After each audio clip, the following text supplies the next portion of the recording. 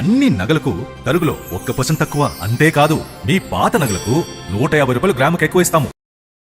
నల్గొండలో ఒక public school principal ని అత్యంత దారుణంగా హత్య. ఇప్పుడు ఈ ఘటన వైరల్ అవుతుంది. అసలు ఏం జరిగిందో తెలుసుకునే ప్రయత్నం చేద్దాం. ప్రజెంట్ మనతో పాటు దామ బాలాజీ గారు సీనియర్ జర్నలిస్ట్ వారిని అడిగి తెలుసుకుందాం. సార్ నమస్కారం. నమస్తే సార్, ఒక పబ్లిక్ స్కూల్ ప్రిన్సిపల్ రూపారెడ్డి ఆమె అత్యంత దారుణంగా దుండగులు చేసినట్టుగా తెలిసింది.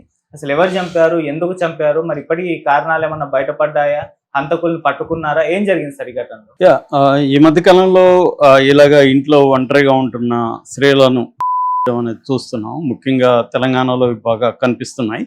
ఇప్పుడు నల్గొండ జిల్లాలో కొండమల్లేపల్లి మండల కేంద్రం, ఈ మండల కేంద్రంలో జేబీ కాలనీలో ఆమె ప్రిన్సిపల్ డైరెక్టర్ కూడా నాగార్జున గ్రామర్ స్కూల్కి.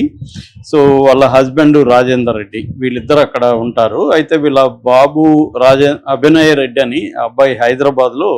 మీ లలిత వారి ఆషాఢం శ్రావణం ఆఫర్. అన్ని నగలకు తరుగులో 1% తక్కువ. అంతేకాదు మీ పాత నగలకు 150 రూపాయలు గ్రాముకి ఎక్కువ ఇస్తాము. రెండింటినీ కలిపితే నగ ధరలో 2% కన్నా ఎక్కువే సేవ్ చేస్తారు. అసలే మీ లలితలో తరుగు చాలా చాలా తక్కువ.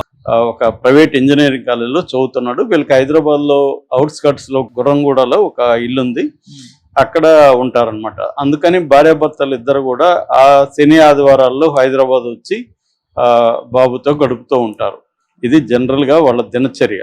అయితే మొన్న కూడా ఏమైందంటే 3 రోజులు హాలిడేస్ వచ్చాయి, శని ఆది సోమ. దాంతో వీళ్ళిద్దరూ వచ్చారు, బాబు దగ్గర ఉన్నారు. సో ఆమె మండే ఈవినింగ్ బయలుదేరి వెళ్ళిపోయింది. కానీ హస్బెండ్ మాత్రం ఇక్కడే ఆగిపోయాడు, పని ఏదో ఉందని. ఆయనేమో రియల్ ఎస్టేట్ చేస్తాడు. సో ఆమె ఒకటే వెళ్ళి మంగళవారం యథాప్రకారం స్కూల్కి వెళ్ళింది, స్కూల్లో ఉండి ఈవినింగ్ ఇంటికి వెళ్ళింది.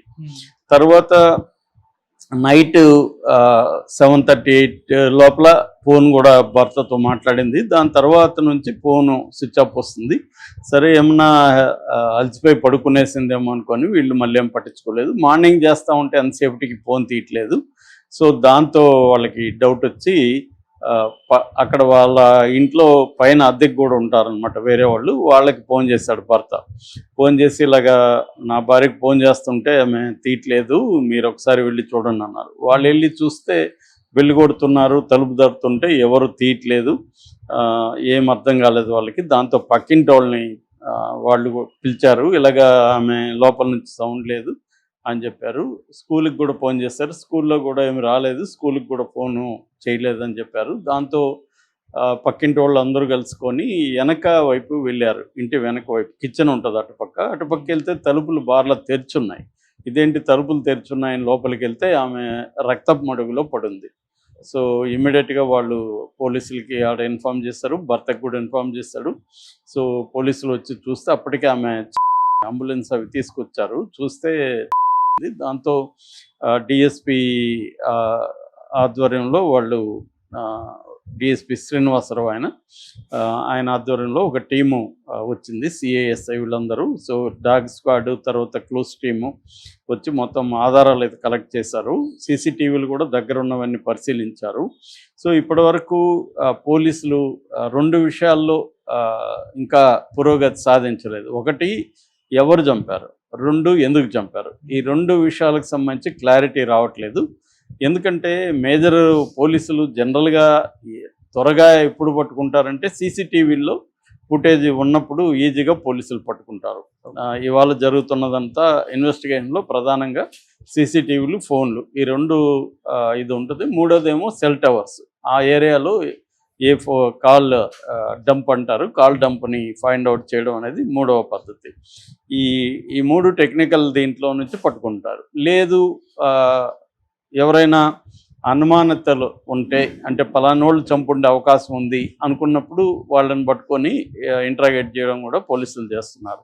కానీ ఈ కేసులో ప్రాబ్లం ఏంటంటే ఈ రాజేందర్ రెడ్డి చెప్తున్నది ఏమంటే, భర్త మాకు ఎవరు శత్రువులు లేరు, మాకు ఎటువంటి అనుమానాలు లేవు ఎవరి మీద అని చెప్తున్నాడు. సో అనుమానాలు లేనప్పుడు దొంగతనానికి ఏమన్నా వచ్చి దొంగతనం చేయడానికి వాళ్ళు ట్రై చేసినప్పుడు ఏమేమన్నా గట్టిగా ప్రతిఘటించినప్పుడు చంపేసి ఉండే అవకాశం ఉంది. ఆ రకంగా చూసుకున్నా ఇంట్లో ఏమీ విలువైన వస్తువులు ఏవి కూడా దొంగతనానికి గురి కాలేదు. సో అంటే క్లియర్గా ఎవరో రెక్కీ చేసి వచ్చి చంపారనేది అర్థమవుతుంది. పైగా ఇక్కడ ప్రాబ్లం ఏంటంటే పోలీసులకి ఈ ఫ్రంట్లో కెమెరాలు ఉన్నాయి సీసీటీవీలు, బ్యాక్లో లేవు. సో అందువల్ల సీసీటీవీల్లో మిగతా దూరంగాను కూడా పరిశీలించారు. ఎవరైనా అనుమానిత వ్యక్తులు ఆ టైంలో